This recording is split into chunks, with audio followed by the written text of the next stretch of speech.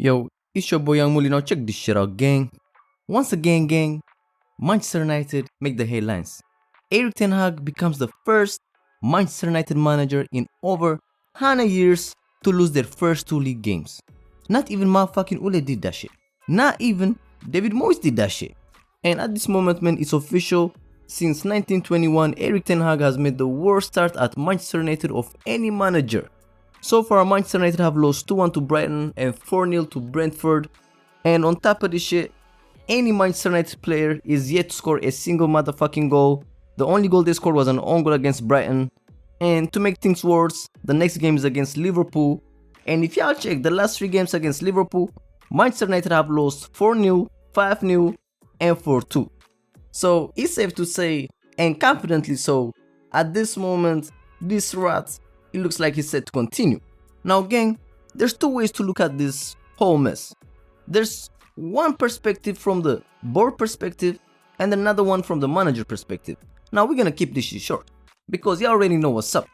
Now let's just start with the board, which includes Darren Fletcher, Johnny, and motherfucking Arnold, right?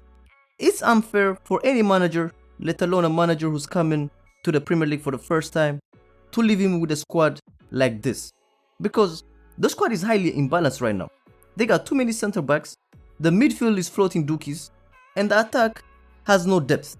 Now, one thing for sure is Erik Ten Hag now is in charge of the transfers, and you can tell this by the type of players Manchester United have been linked to so far. It just has all the Erik Ten Hag imprint on it. The players Manchester United have been linked to, they either have worked with Erik Ten Hag or they have played previously in the Eredivisie. So there are players that he knows from before.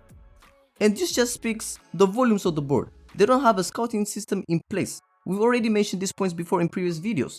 And not to mention, they let go of so many players. Just in the attack section, they've let go of Cavani, Mata, Lingard, and not to mention, Mason Greenwood is unavailable.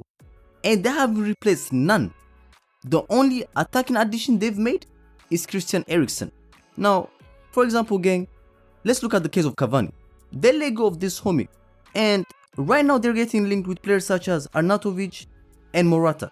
It was better if they have kept Cavani. The board didn't have a suitable environment for Erik Ten Hag to flourish.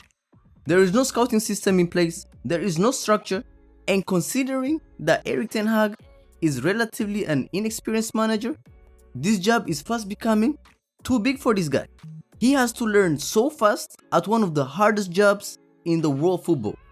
With all due disrespect to Ajax, he just made one of the biggest hops from Ajax to Manchester United. Now, having said this though, let's move on to the manager, because we know the shortcomings of this board. But let's just consider the manner of the defeat of this Brentford game. Because if this manager, Erik Ten Hag, did his proper research, if he did his due diligence, he would have known Brentford are amongst the top 4 teams who excel on set pieces. Last season they were just behind Manchester City, Arsenal, and Liverpool when it comes to scoring from set pieces. Now, if you know this shit, why would you pick a team that lacks height? Fred and McTominay are just different sides of the same shit. And if that's the case, why would you pick Fred over McTominay? Because in doing that, you're losing height in set pieces. Another sticking point. Why would you start Martinez ahead of Lindelof, Bailly, and Varane? This midget is yet to adapt to the Premier League. He came from Ajax and went straight to the starting lineup of Manchester United. When you have 3 center backs who are fit at the moment. And yeah, so he fucked up for one of the goals. And on top of this shit, this motherfucker was already lucky last week against Brighton.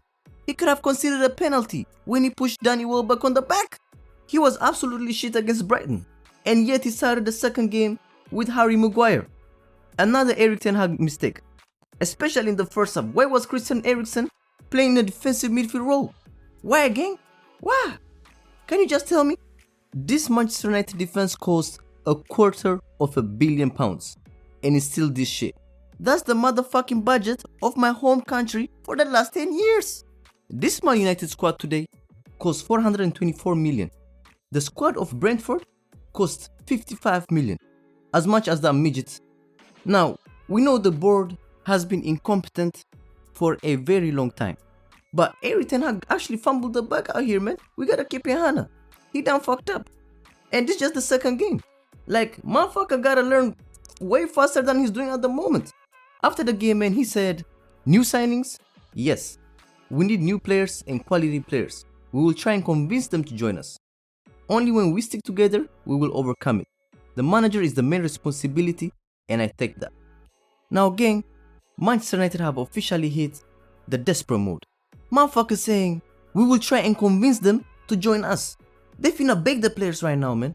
They finna do that shit in the last 2 weeks of the transfer window. They had the whole summer, and they finna do this shit right now. That means they finna get second-hand players, man them like Rabiot, and they finna overpay for players right now. Because all teams in the world right now, they know Manchester United desperate. Even the second-hand players finna ask for more salary right now. They know this motherfucker's desperate. What the fuck were they doing the whole summer? You know you're lacking quality in the midfield. You know you're lacking quantity in attack. And yet you choose to spend 55 M's on a midget, man. You gotta get your priorities straight out here, man. Now, gang, before I sign off, man, there is a real possibility, man, Erik ten Hag could actually match Frank de Boer's record at Crystal Palace. That means 4 games, all else, no goals scored. For sure, they've scored 1 goal, but a United player is yet to score a goal. You see what I'm saying? And Liverpool is next. The Old Trafford ships, they were gassed when United smoked Liverpool in the preseason 4-0. We finna see if the hype and the energy is still the same out here, man. But what do y'all think about the performance today? What do y'all think should change ASAP? What do y'all think Manchester United should sign?